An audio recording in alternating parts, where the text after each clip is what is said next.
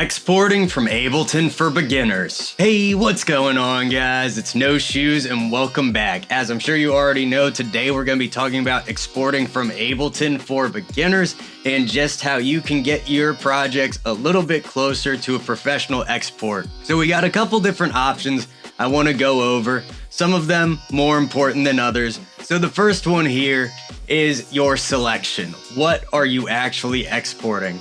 Obviously, the top one, the one you're going to use a lot of the time, is just your main output. Everything, all of your tracks put together with your returns, with your master effects, everything is going to come through.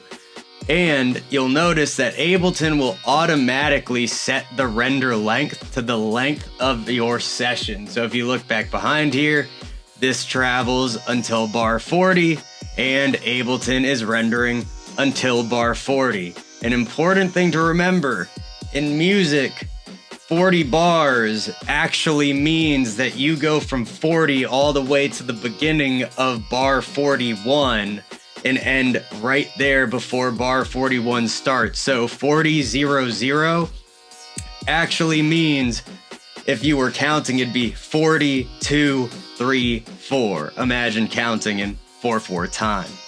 Regardless, when you have the main set up, that'll include your return and master effects by default. You can't turn that off. They gotta be included. Now there's a couple other options.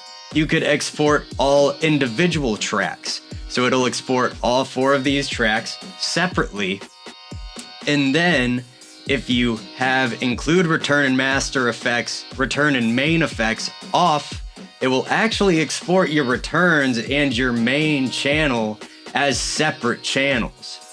However, if you hit on, then it will include the return and main effects on the tracks that they are linked to. So your drums will have whatever reverb and delay and all that's on them. Your bass will have whatever reverb, delay, and anything else that's on that, and so on and so forth. So that's something to keep in mind. Then below that, we have selected tracks only. You could use this button. You could also easily achieve the same goal by just muting the tracks that you do not want to export. And then below here, we have the option of exporting our separate tracks completely individually. This might work if maybe you need to replace just one stem. And I am saying stem because on this track in particular, each instrument is its own instrument within its own right. So the drum track is a grouping of all the drums. It is not a snare track separate from a bass, from a kick track separate from a tom track, and so on and so forth. If all the tracks are separated out into your individual drums and everything, that's track outs, not stems. Both are good. They're used for different things. If y'all are interested in that, let me know. We can talk about that another time. Now that we've got our selection down, we got to figure out how we want to render it. Right, so we're exporting the main, return and main effects are already on. We could render this as a loop, which is essentially going to add a tiny little fade to the tip and the tail, the beginning and the end, so that way you essentially could throw this project in a looper, in a sampler, in a whatever, and it will play pretty much seamlessly as a loop, because of those little fades that prevent any nasty pops and clicks from happening. Then down below that, we have Convert to Mono, a button that I myself have not really found a reason to use because not many systems play in mono. You know, maybe if you're exporting a bass line that's gonna go on a system where the sub is playing on mono or whatever it is, maybe you'll need it. I would say it's highly unlikely you're ever going to need to export something in mono, but if you need to, the option is there. Then something that I turned off recently, and this definitely brings your exports to a more professional level, is turning off normalize.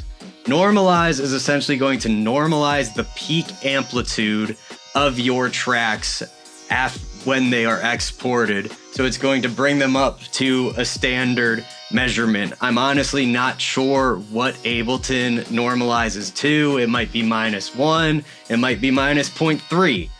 Whatever it is going to change the peak level that is coming out of your track. And if you're like me and you're working on mixes a lot and you want to know that your mix is coming out and peaking between -6 and -3, and that's on purpose, you got to turn normalize off. It's going to ruin that. Turn it off. That way you have complete control over what the peak level is when you export. Then you have create an analysis file. That's just a fun file that Ableton uses to understand your audio. It keeps track of settings and all of those different types of things. If we want to dive into that, I'd need to do some research, but let me know. We could definitely look into those as well. Then your sample rate. This determines how many samples are happening every second within your audio file. So with digital music, the standard is 44,100 hertz is the sample rate that's standard. I tend to work a lot of the time in 4,800. That's the audio standard for digital video. So we have CD at 44.1 and DV at 48. You will also see like video games making their music at 96K and a bunch of crazy stuff. The long story short of it is 44.1 and 4800 are more than good enough for anything you will be doing, and they've been good enough for anything anybody's done for a very long time. So keeping your sample rate there should be fine, but if you are using outside samples, you want to try to make sure that that matches. Then, coming below that, we're going to be looking at our PCM. This is our pulse code modulation, and this is actually how the data is going to be encoded into a file, how the sound will be turned into the data that can be put into a WAV file. And so, as you can see, I have mine set up for WAV. We also have the option for AIFF, which is Apple's version of lossless files. Don't use it. I hope that worked around the microphone. You don't need it. WAV files, they work everywhere. They're standard. Every program will accept a WAV. Probably every program accepts AIFF. And then you also have your FLAC files, which is a free lossless audio codec, but it is compressed. Somehow they figured out how to compress the audio in FLAC files while also remaining lossless. I don't fully understand the process, but if you need a smaller file and you need it lossless, FLAC will be the answer for you. Coming from there, we have bit depth. You have 16, 24, and 32. And this is going to determine the level of dynamic range that is possible to encode from your session. So 16 is less detail than 24 is less detail than 32. So at 32, you're going to get the most detailed dynamic range because there are essentially 32 discrete steps at which you can record your level of dynamic range.